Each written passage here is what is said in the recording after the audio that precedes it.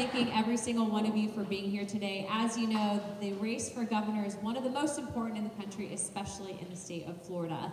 And I can tell you, observing Byron over these last couple of years, and I don't know if many of you know this, but actually the reason I'm in office today is because Byron Donalds did come down and help me in my election. And so I owe my entire political career to Mr. Donalds. But I've been able to observe him and see him operate under pressure.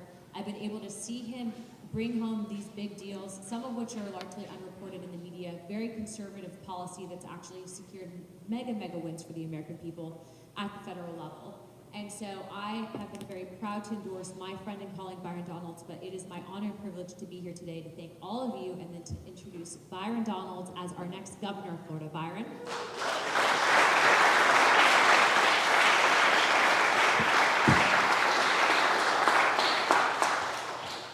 She didn't want to shake my hand. I wonder what's going on.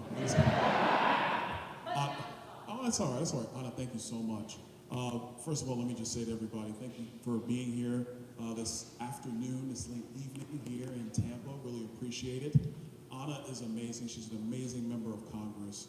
We work incredibly hard together on Capitol Hill, fighting for this country, doing what is necessary for the Republic.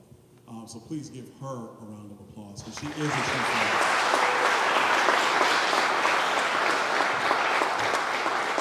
We have a couple of elected officials in the room with us. We have Representative Karen Gonzalez-Pittman is with us. Karen, it's good to see you. There we go. We made it work. Where's Adam Ross? I know. Where is he? Hey, how you going, man? How you doing? Listen, first of all, we have the chairman of the Pinellas County Republican Executive Committee here with us. Thank you so much for being here. You good? You're in a comfy chair. It looks good. All right, Carmen, how are you? Listen, this is the head of the Hillsborough County Republican Executive Committee. It is great to see you. Thanks for being here with us.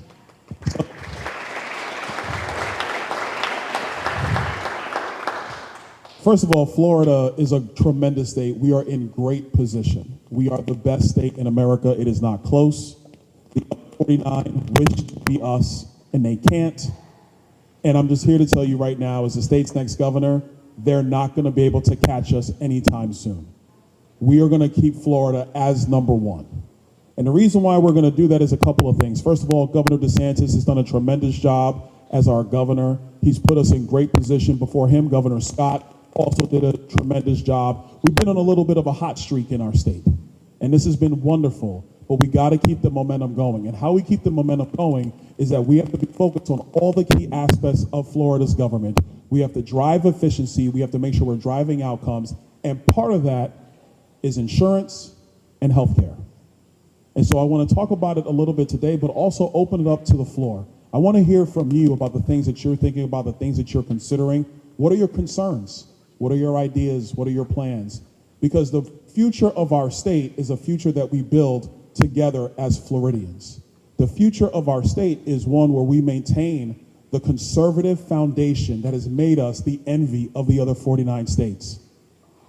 But we also have to plan for the future.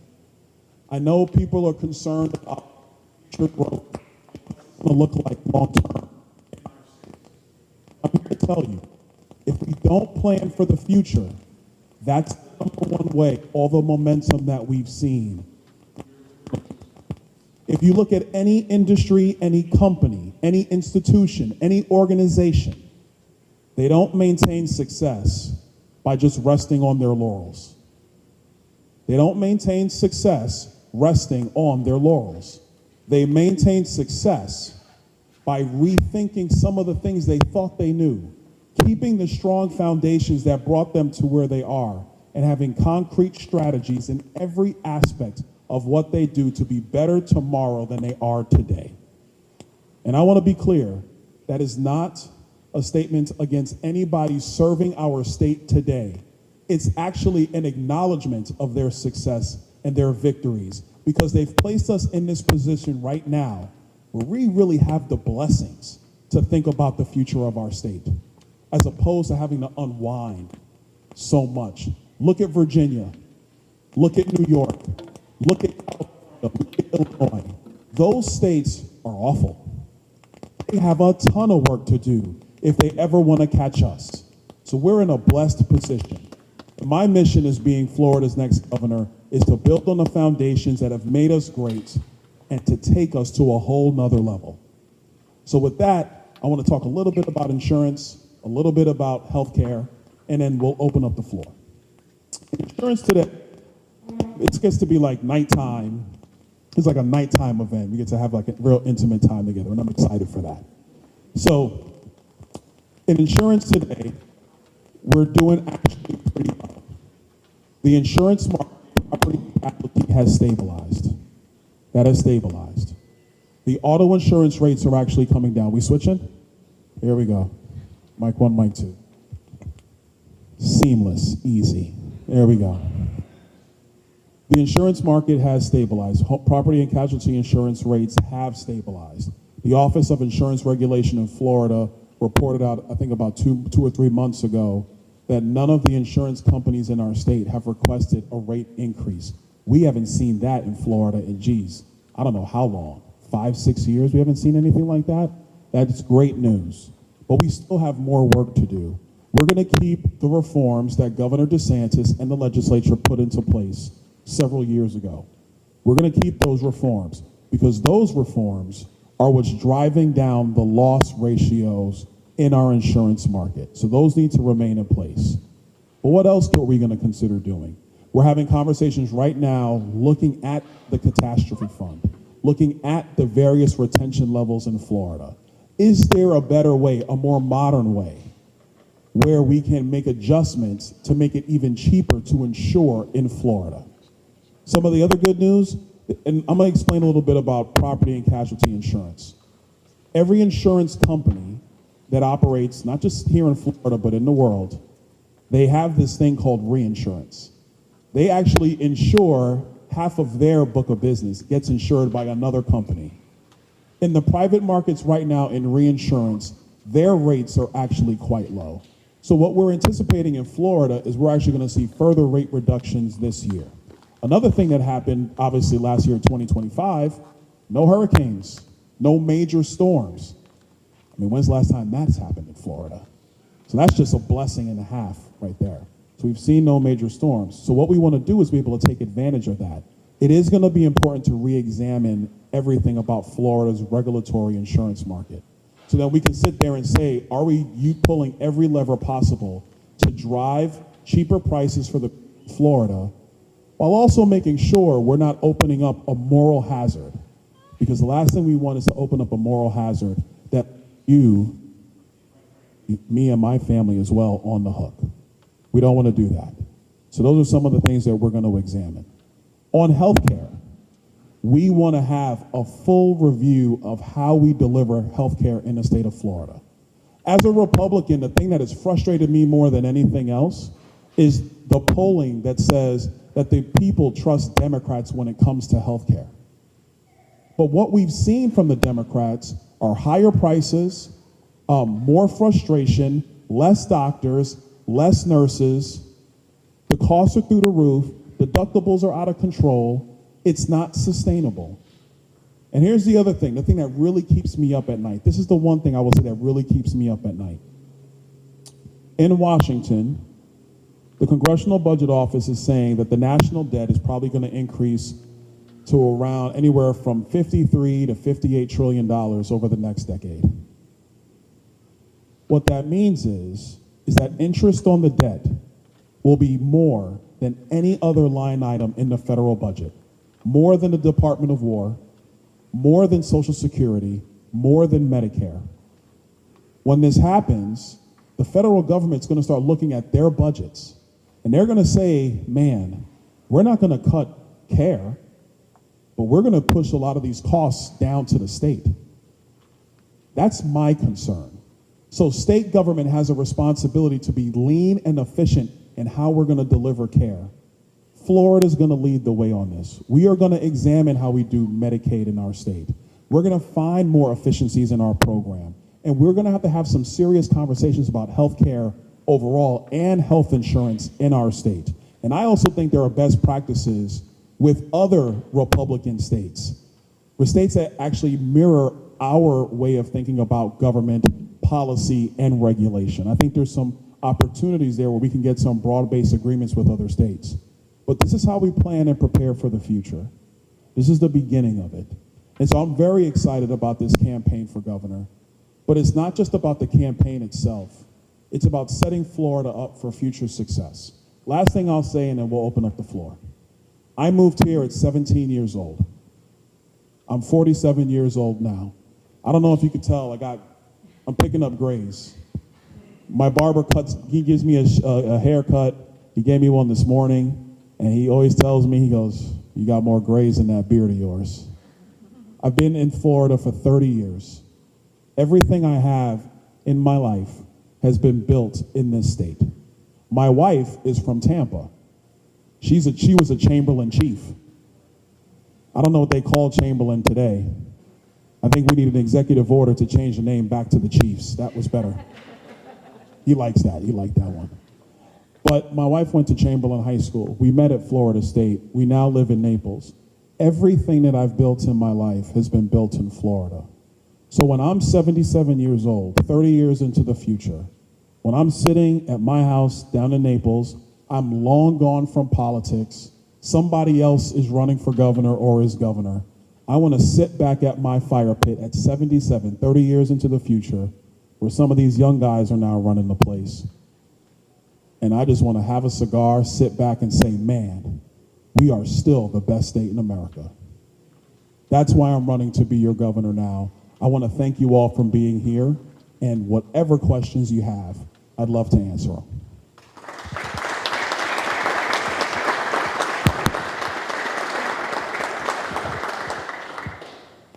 Thank you, Representative. My name is Ron Ogden. I'm a kidman from Pinellas County. Something that I don't think too many young people are thinking about right now as they sit here. Some things that I never thought about in my almost 74 years. It's happened to me in 8 months.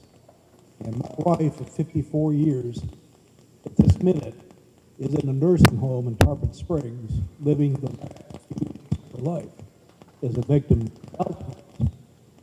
Representative, I want to know, what is the state of Florida, the home of all, the vast majority of elderly people here in this part of the world, what can we do more to address the medical needs, the social needs, the emotional needs of the elderly? All those people who for 50 years never thought it would happen to them and now find themselves in my situation. Well, first of all, I'm really sorry to hear about your wife. I really am. How long have you been married? 54 years. Wow.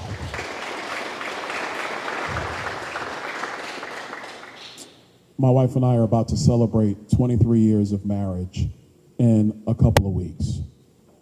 And I know what she means to me in my life. And you've been married 54. You have been through it all. The ups and downs, the successes, the failures, the joy and the sadness. And you guys have done that together. So first of all, I'm really sorry to hear this about your wife. I think to the core of your question about what can we do, in Florida, we've been trying to find ways to provide more access and more care for the elderly. But I firmly believe what needs to happen now is we have to leverage the information and the technology in our state, especially when it comes to healthcare. We need to be far more efficient in delivering real choices and real interventions at key times. That's critically important. If something as simple as preventative care has to wait because you can't find a doctor or you can't get in to see a specialist, all that does is leave the human body open to potential deterioration because you're not getting that care that you need at that specific point in time. The other thing that we want to do is we want to drive far better health outcomes, not just using the old healthcare system way we've always been, where it's fee for service and it's test after test after test. We want to be focused on wellness on the front end. What are we consuming when it comes to food? And I do want to give credit where credit is due to First Lady Casey DeSantis, because her initiative, actually testing food, is critical so people know what they're actually ingesting into their body. But on the back end, in the years of life where you engage healthcare more, when you're dealing with doctors more, we want them to be equipped with all the information at real time so that you're not getting delays in test results. You're getting quicker diagnoses. You're getting more effective diagnoses. And I think that actually really helps quality of life, not just when you're young and you're ripping and running, you're building families and building careers and building businesses, but in your golden years, when you're trying to actually take a breath and enjoy the life that you built with the woman that you love. And I think that's critical. So when it comes to healthcare, especially for the elderly, these are the things that we're looking at. We want quicker responses, more accurate diagnoses. We want real interventions to be able to help people either get the medicines that they need. We want to find ways to push down the cost of prescription drugs even further, looking at real efficiencies in the health insurance space so that it's not driving money out of your pocket and putting stresses on you when you're trying to figure out how to get not just the care you need, but also maybe some of the prescription drugs that you need as well. I think in healthcare overall, we have to, in my opinion, rethink the delivery system. Historically in our country, we have been funding hospital infrastructure, and it's driven up the costs. We have to be brutally efficient when it comes to healthcare, because this is not about money, it's not about cost, it's about human lives. And it's about the quality of life and being able to enjoy those years with your loved ones until that time does come when they leave this earth and they go see their maker. Thank you, sir. And my prayers go out to you and your family as well.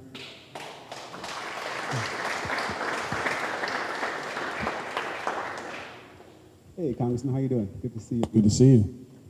So, as I'm sure you may know, over 5 million Floridians currently rely on Medicaid. Yes. And I sat on the board for Tampa General Hospital's county board, and we saw their books, and they did over $80 million in charity for indigent care services, et cetera. And a lot of that is when you look at Medicaid, the full dollar is not reimbursed on Medicaid.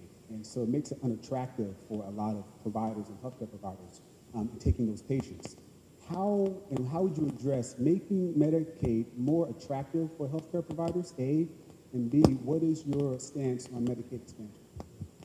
Let me take the expansion first, and I'll come back to how we make it more attractive for providers to actually want to deal with Medicaid populations.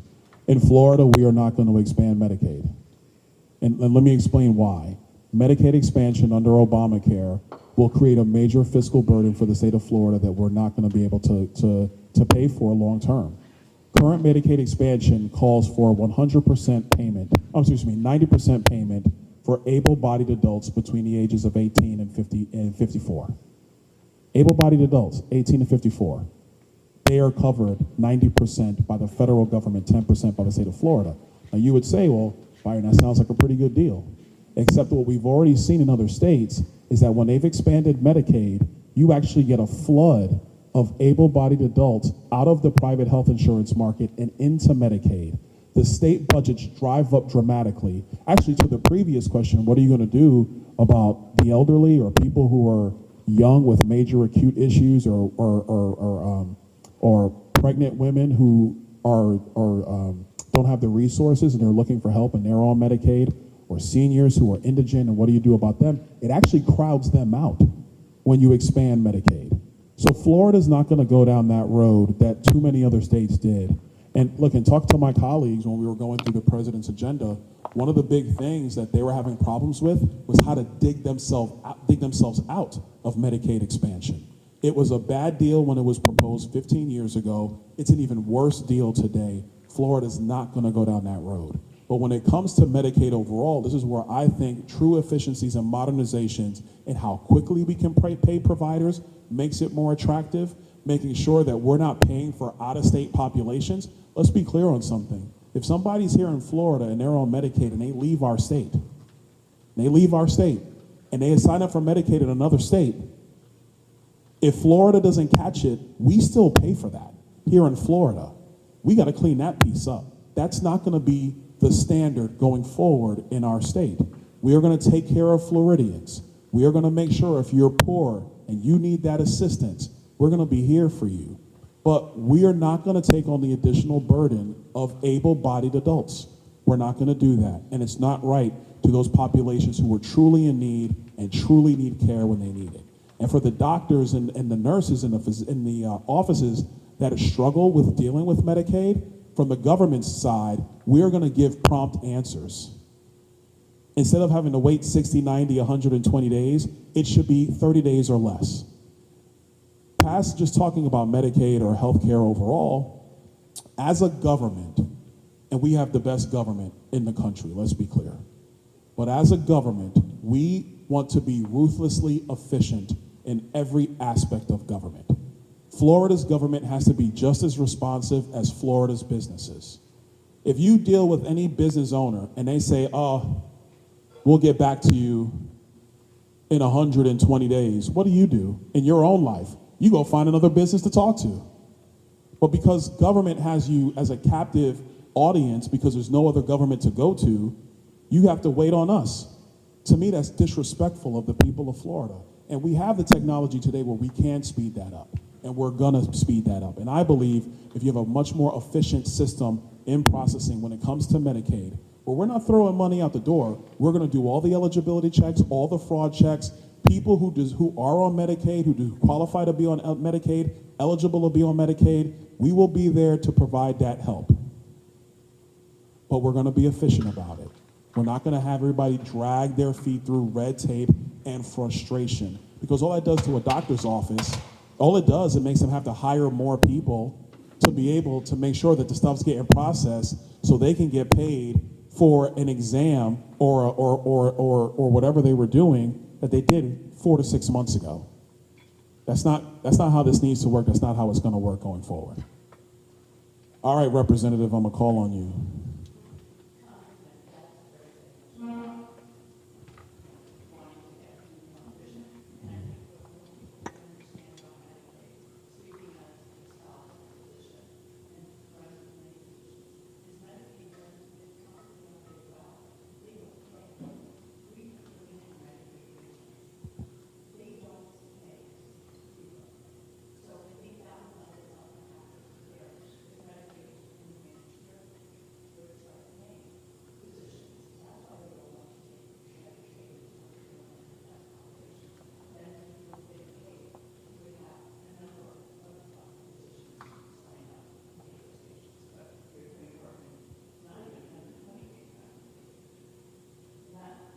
Well, let me be clear. I don't know about any of you, but if I'm doing work for a company and they say, hey, we'll pay you in 4 to 6 months or not at all, yeah, I'm not interested.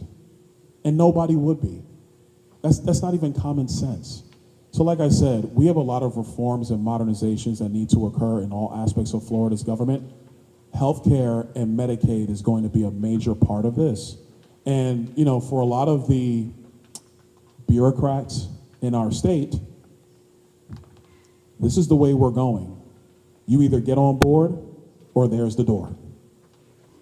Because we don't work for bureaucrats. They work for us. And that's the way this is going to go. Yes, sir.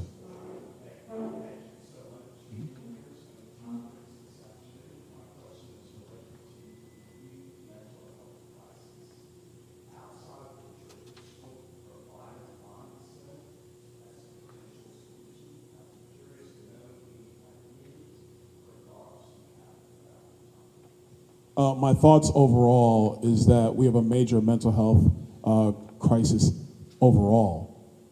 Before I come back to juveniles, the biggest issue we have in mental health in our state is that a lot of our mental health issues reside in our county jails. And they sit there, and then you have the county jails who are having to try to figure out how they're going to manage a mental health case versus managing the criminals that our sheriffs have a responsibility to arrest and keep our citizens safe. So Florida is going to have to completely re-examine mental health top to bottom. It is people in their county jails. It's, frankly, our first responders who are going in and out of calls every single day. And the stuff they see would blow your mind. And they're having to forget it all and then go to the next call and then be professional every single time. But it's also with our young people. Like, I firmly believe that in part social media is causing a real problem for young people because they're they are seeing on their screens what they think life should be like, as opposed to, in reality, knowing what life is. And I think that's part of it. I think the legislature tried to address this a couple of years ago. I'm very glad that they did. And look, I don't play politics. I'll mention it. This is one of the things that Speaker Renner, when he was Speaker, he addressed with Governor DeSantis, and he's to be commended for addressing it. I think if you're going to talk about young people overall, and I don't want, this is not a burden we can place on schools, because educators have enough that they have to manage. They also can't be mental health counselors as well. I think in Florida, we do have to increase funding in mental health. I also think that we should examine reopening some of the old state facilities with respect to mental health, because you have to provide a place where people can go and actually get the care they need with professionals who are steeped in providing that care, not just leaving it to the whim of the Baker Act, or leaving it to the whim of the county jail system, or frankly, leaving it to families that have to try to manage this on a case in, case out basis. And look, family members always are trying to protect their family members. So it's hard for them to try to figure out how to get the help that they need. They're trying to find a way to do it internally. And I think that we have to rethink that and be very robust in how we're going to deliver that for young people in our state, but people overall in our state. I'm gonna go that way because I saw his hand earlier, and I'm gonna come back this way. Yes, sir. You mentioned property insurance. I'm thrilled my property rates are coming down. So I guess the question is, what's causing my property insurance rates to come down? And more importantly, how do we keep that momentum and trajectory going in the right direction? Great question. The number one thing that's pushed that down has been tort reform. The tort reform in our state is working. The loss ratio in these insurance companies is coming down. The governor made an announcement, I believe it was 6 weeks ago or so, about Citizens Insurance. Citizens announced, I think it was like an 8 to 10% rate reduction in Citizens policies. That's a wonderful thing. The only way they were able to do that is because the litigation costs are down because of tort reform that happened a couple of years ago in the legislature. So those reforms that were put into place by Governor DeSantis, those reforms are going to remain. They are going to remain in place because, look, we're having success right now. The actuaries in the insurance companies, they need 5 years in order to do a full look back on what the true cost is to rate risk in Florida. So I personally believe we keep the plan in place, keep the reforms in place. Let's get to year 4 and year 5. We're around year 3-ish right now. Get to year 4, year 5, and that actually would demonstrate a real, I think, a real view of what the risks are to insure in Florida. And we have to get to that point. So we're going to keep the reforms in place. I'm looking forward to doing that. And like I said earlier, then examining some other aspects of Florida's regulatory environment around insurance to find ways that we can decrease costs even more. Yes, sir. And I'm going to come back this way. I saw your hand. I didn't miss it.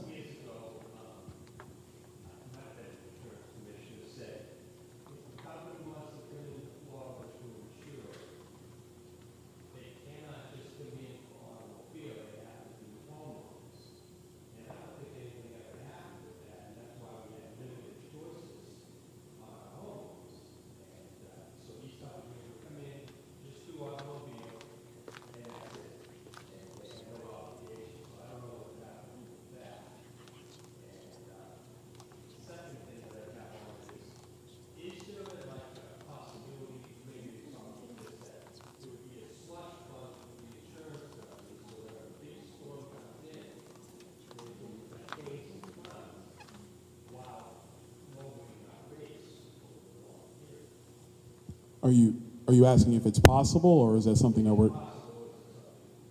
It is possible. I think the thing, if you go down that line of trying to figure out if when storms come in, is there some sort of pressure release valve to try to keep rates low overall, the number one thing around a strategy like that is you don't want to create a moral hazard where the state is now holding the risk. Because here's how the state insurance framework works under the Florida Catastrophe Fund, the CAT Fund, if anybody's ever heard about it. If the losses in Florida go over $17 billion, every insurance policy in our state can be assessed. Renter's insurance, E&O insurance, auto insurance, other property and casualty insurance, it all can be assessed. And we don't want to be in a situation where we create a moral hazard where the insurance companies basically are just offloading the risk to you and me. And that we don't want. I think there could be an environment where you are designing a way to have a pressure release valve where any event rates go really, really high, you can find a way to stabilize the market in a temporary time. I think there's some prudence to that, but the number one thing above all of it, you don't want to create a moral hazard. Look, if a company knows they can offload their risk, that's what they're going to do, right? And I just want to make sure that Florida and Floridians are not having to carry the weight while a bunch of insurance companies are getting rich. We're just not going to design a system like that. I think to the earlier question about a carrier having to come in and write home and auto, or they can't write at all, I don't think we need to be that prescriptive, to be blunt with you. I don't think we have to go that far. The reason why people choose to do business in Florida is because we're a common sense, pretty low regulation environment. And we don't want to be too cute by half and start doing things that might solve a problem today or sound good today, but you're not creating a consistent regulatory framework into the future. And I think what we need to be doing as a state going forward, laying out the new foundations for the future of our state, being consistent about how they're applied, so business owners and people can come in, make decisions, yes or no, and then let the markets largely operate. Thank you, sir. Yes, ma'am.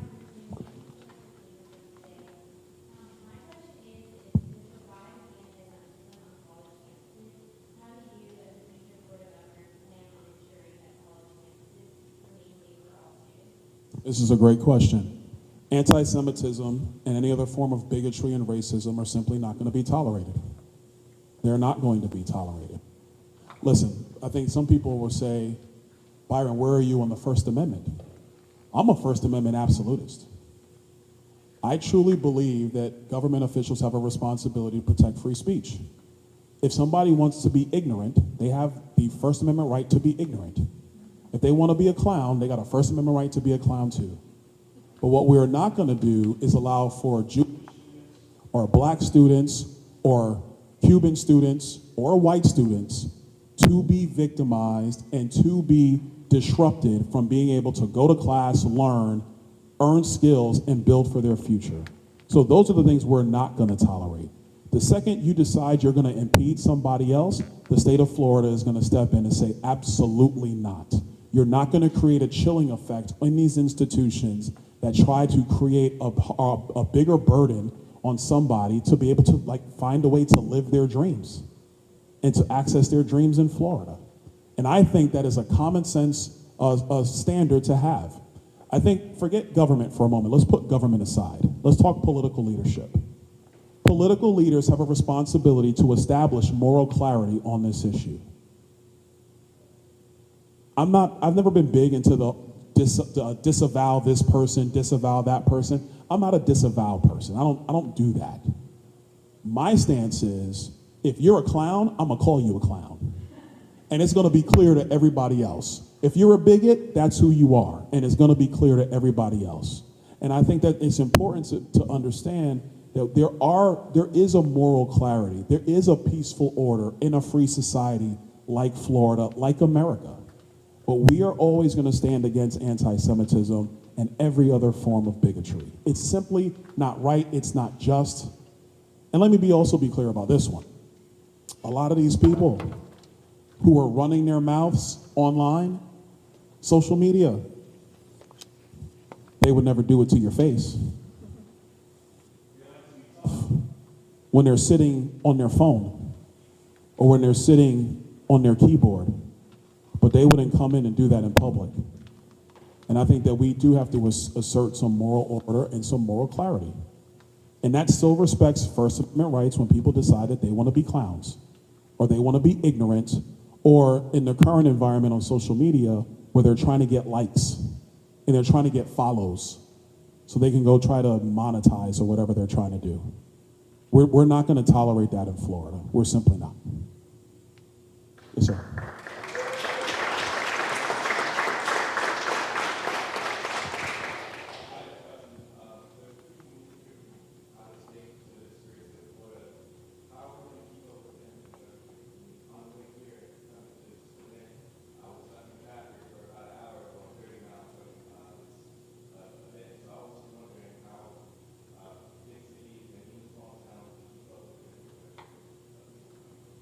This is a great question. I thank you for asking. When I talk about building for the next generation of Florida's growth, infrastructure is critical for that. One of the reasons why I think that we have to streamline governmental operations, and it also matters in building homes, building commercial centers, is because you have to have streamlined permitting and planning in these regions of our state so that the counties have a sound strategy of what roads need to build, what improvements need to be put in, where the state plays with local government in order to make sure that's accomplished, so you can actually have more efficient transportation networks. As I travel the state, one of the things that I hear is that it's actually quite rare for local government officials across jurisdictional lines to actually sit down and talk about these things. And they typically don't talk about, well, what road do you think is more important? And so I think it's going to be the responsibility of the governor's office to be working with each region of the state. The Tampa Bay region, we're here right now, actually working with the local elected officials in the Tampa Bay region so we can have a concrete idea of how we're going to permit homes and businesses as we move forward in our state, and have that be efficient to lower the cost of housing and lower the cost of building commercial centers so people can afford our state more into the future. And then by doing that, the byproduct is when you know what needs to be built, now you know what roads also have to be built as well. I met with a road contractor, and he was telling me about a new interchange he was trying to put in off the turnpike. He could have designed it, him and his company, in 8 months. They could have done the design work in 8 months, started construction, and probably built out the new thing over about high side, early a year and a half. If you have delays and stuff like that, 2 years. One of the government agencies, I'm not going to reveal who, I'm going to be kind, but one of the government agencies said, well, we do our own design work. All right, well, how long is that going to take? 3 years.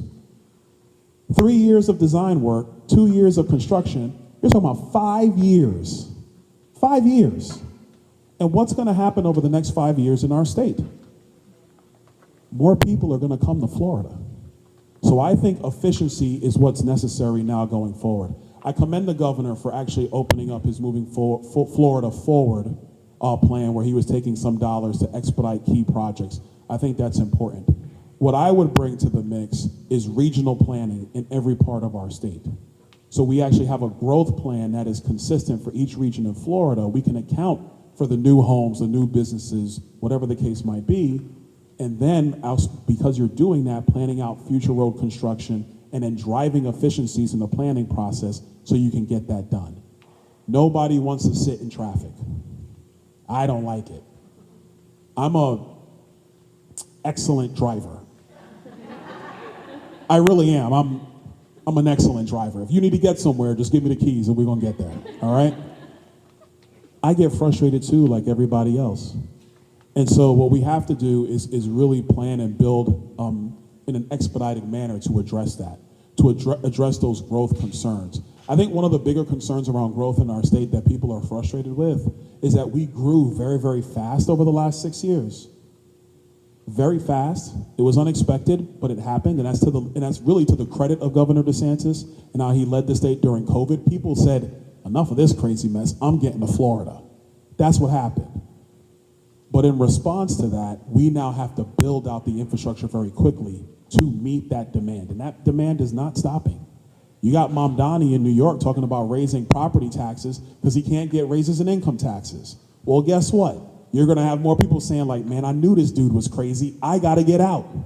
So we have to be efficient with people's time. We have to move very quickly through the permitting process. And let's be clear. The things that we're permitting, especially when it comes to roads, we know the designs. We know them. The designs are not too dissimilar from what we've already built in Florida, except the new bow tie deals they're building at a lot of the interchanges. But the designs are not too dissimilar. We know what needs to be done. We have to be efficient in delivering that quickly so we can address your needs. And your needs are not just yours. Everybody in Florida is talking about it. Here in Tampa Bay, down in Miami, Palm Beach and Broward, up in Jacksonville area, we don't even want to talk about I-Forever. We don't even want to talk about that. And in other places as well. We can deliver it, we can do it, but I think it's about being a far more efficient government and how we get these jobs up and running. Yes, sir, and I'm gonna come to you, man.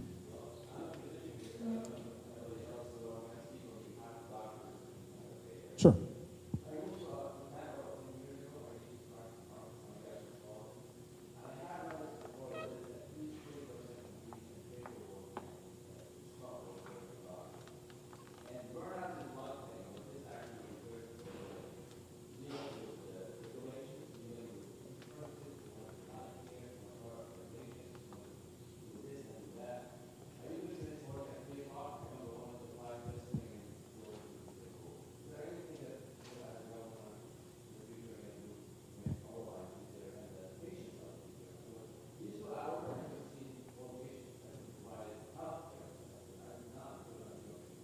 No, I think there's definitely work that we can do.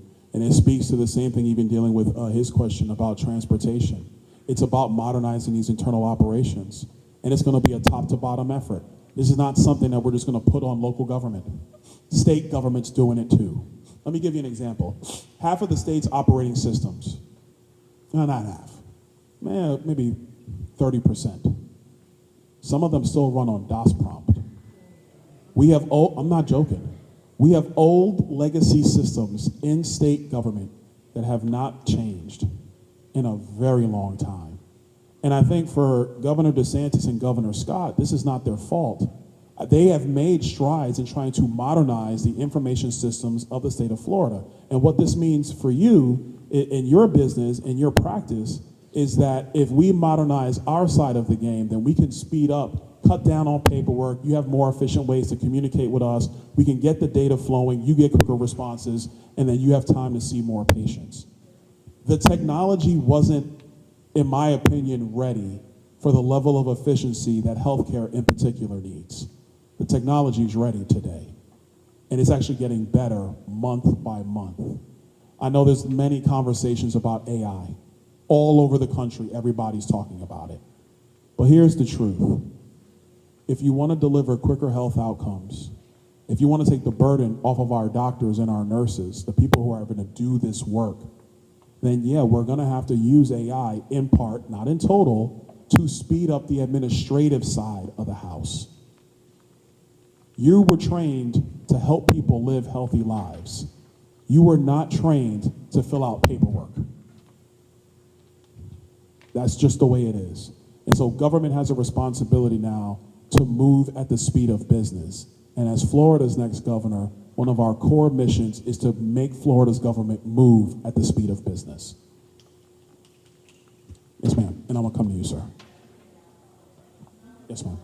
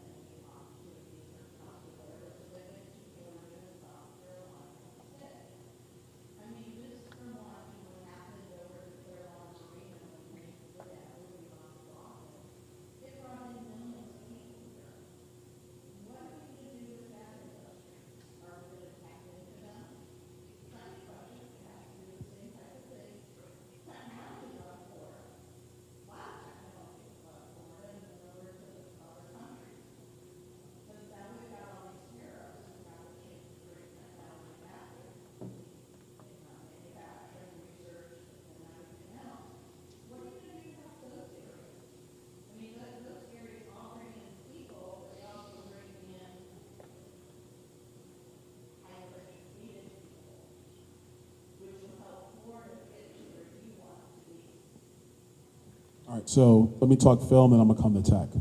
Here's where we are today in film. And by the way, when we got rid of the film credits, I was in the legislature. So I was a member of the House when that was removed. And it went to Georgia. You are correct. Well, they've left Georgia now. What's happened now is that the Europeans are the ones who provide all the credits. So that's why when you like watch your movies and stuff that's streamed, it seems it's all being shot in Europe because it's all being shot in Europe. This is larger than just Florida itself. It's all across the country. And so this is something I know that the White House is having some conversations about. So on that front, I will stay tuned. I will say stay tuned. But I want to be clear on this. In our state, we have really chosen not to go down a broad-based incentives route. And what Hollywood wanted was broad-based incentives for them to come in and shoot. And they just hop from place to place because they can largely shoot wherever they want to. And now they're doing it in some parts of Asia, mostly Europe, and that's where they're doing most of their shooting right now. So it's much bigger than Florida right now. Two, tech. Yeah, we have to embrace tech in a major way. And I think that's part of Florida's future. The three-legged stool of Florida's economy has always been agriculture, construction, and healthcare, or tourism, however you want to say it. Tourism, healthcare. That's been the three stools. We need to add technology as a fourth leg of that stool, and I also say we need to add finance as the fifth leg of that stool. This is about expanding Florida's economy, expanding the pie, so people who are already here, young people in college and trying to get out of college and find a great paying job, people trying to live the American dream here in Florida, that they have the economic opportunities. Kennedy Space Center, over in Cape Canaveral, they did 165 launches last year. They're slated in about 5 years to do 400 launches. Because they're doing so many launches here in Florida, and the reason why we have a geographic advantage is because we can access both poles of the earth here in Florida. What that does, it gives us an opportunity to attract tech back into Florida. I actually think that you go north of Cape Canaveral, south of Jacksonville, I'm starting to call it Silicon Beach. We don't have valleys in California, so you gotta dance with what you got. But I think we can do that here. I think there's a real opportunity to have a real tech hub in Florida. And I know that conservatives, we're concerned about big tech. We have been for a long time. We remember the COVID years. I think Florida should lead on tech. We should lead. It should be our viewpoints on government and governance. It should be our value systems that actually guide tech, into the future. Because if we don't step into that space and guide tech into the future, whether you're talking AI, tech writ large, or anything else, it's gonna be the Democratic left. We already know what that looks like. So that's my view. I do want to embrace technology here in Florida. I think we can do it, and it's not a core to your question, but a part of that is finance. Finance is coming to our state. They're also going to Texas because New York and Illinois have blown it. They're really dumb. They don't know what they're doing. So we have a real opportunity to take advantage of that and build an even more vibrant and dynamic economy in our state while still protecting what we love about Florida, so these young kids over here can build their dream in Florida. You already had a question, man. I got to go to him in the back. Yes, sir.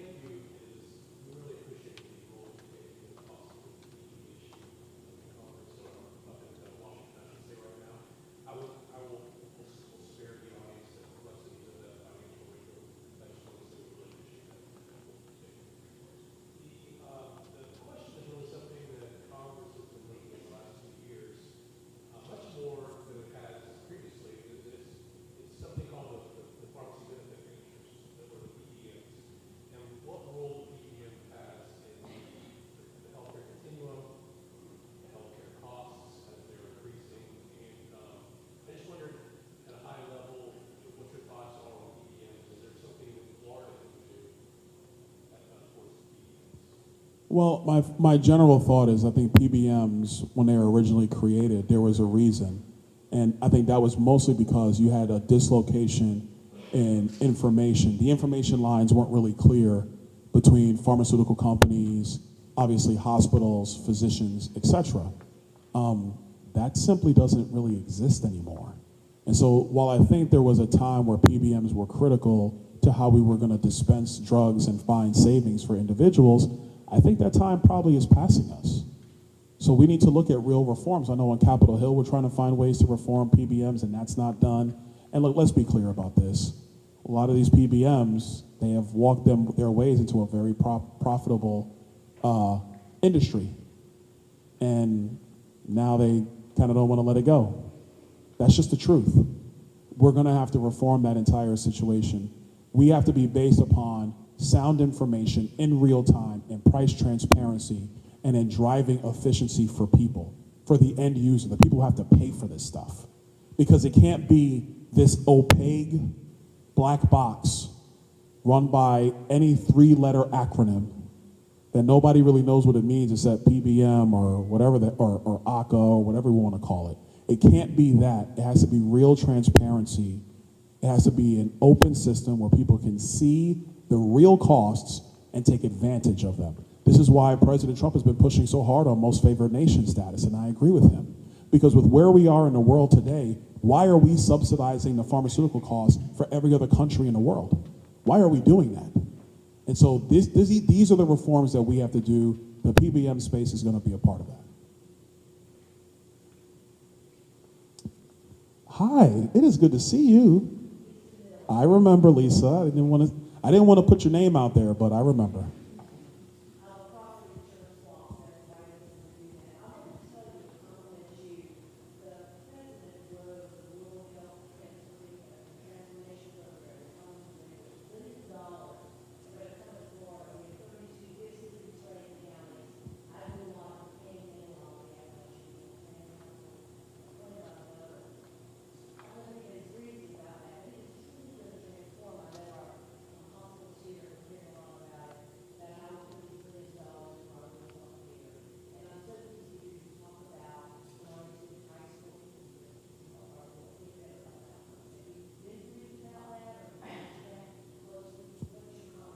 Lisa briefed on it. I was there in the room when it got kind of crafted. So yeah, I'm aware. We were excited about it when we were going through the president's agenda last year, that if we were going to make some adjustments to Medicaid, and we did, and that's part of the DPP stuff that we're having to deal with here in Florida, one of the key things we wanted to do was try to actually provide real dollars to things that matter, and rural health care was a part of that. So we're very excited about it. I know the governor is beginning to look at that and trying to deploy how some of those resources are going to be utilized in our state. We want to follow up on that and make sure that's being delivered. I actually had a conversation about rural health care yesterday. One of the things that we want to make sure is understood is that, look, if we want to really think outside the box, in some respects, rural health care has to kind of resemble the concierge model per se, but it has to really kind of, what was old is kind of new again. It needs to be in-home visits where you're going directly to the people who need it. I mean, why would you build an emergency center? I'm not saying you don't need one, but why would you build an emergency center in the middle of a 40 square mile rural area? Who's driving to the thing? Better to actually invert the system and have the providers go see the people who need that care in real time.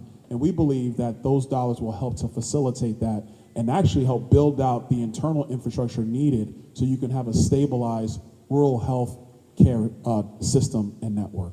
So I'm excited about what's about to come. All right. Yes, sir.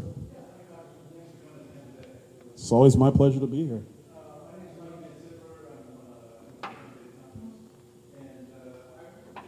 Oh, you can't answer. You can't ask any questions. I'm playing. Go ahead.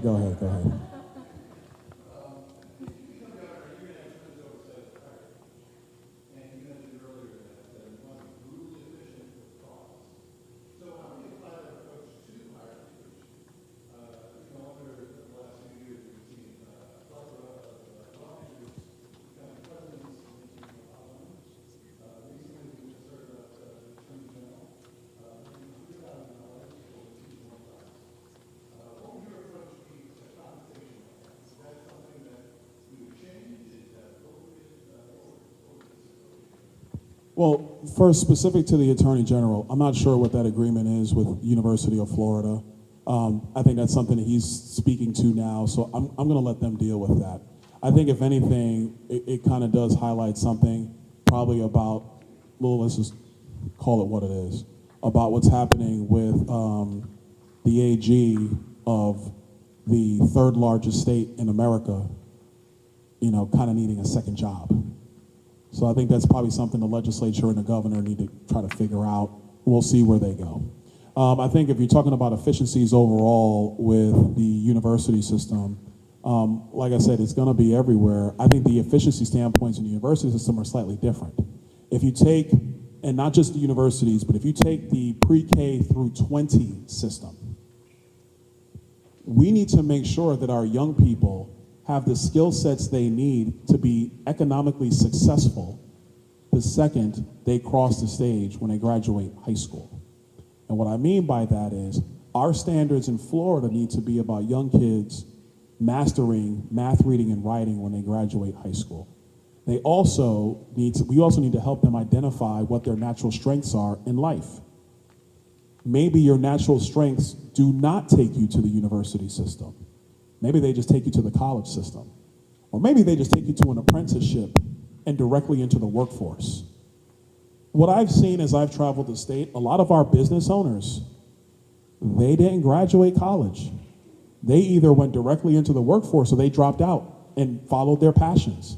And we need to help our young people understand what their strengths and their passions are and help them be on a pathway to economic success, whether that's direct to the workforce, whether it's the college system or the university system. At the university level, what I think we need to start looking at is the economic viability of some of these degrees. I majored in finance. My wife majored in accounting. Let me just be clear. Our degrees gave us more skills that made us economically desirable and successful in the marketplace than a journalism degree. That's not, oh, no offense to you. I didn't mean to say that to you. I didn't mean to say that to you. I'm so sorry. Oops. I didn't mean to do that to you. But let's just we have to be honest with our young people. Here's what the different degrees typically yield in terms of annual salary, if that's what you choose to do. Don't hide that information from them. Tell them that on the front end so they go in eyes wide open, knowing what they're getting into. I think that's very important for the future of our state. I don't want to see young people burdened with student loan debt and then try to figure out how come they can't get the job they thought they were going to get because they were looking on social media and Instagram and they see how somebody else lives and they're not living that life, and then they have real frustrations. So the efficiency is not just the university system, it's the entire education system. We want to put kids on a pathway to success.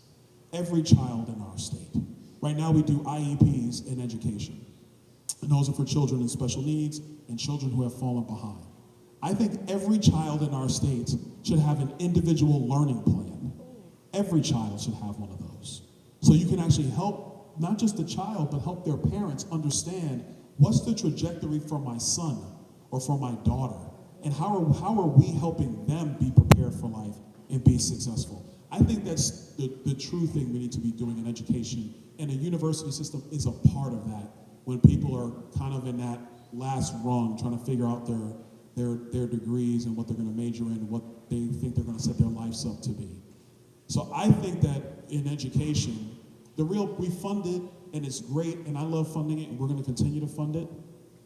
But we fund it not just to say we did it, and it gives somebody a degree or a piece of paper that doesn't help them be successful in life. We fund it because we want young people to be able to take the reins of leadership in our state, and frankly, in our country. Whether that's career, a small business, a family, politics, or whatever the case might be. And I think that's the trajectory of education that we need to go down. And we're really excited to, try to break some new ground and make that a reality.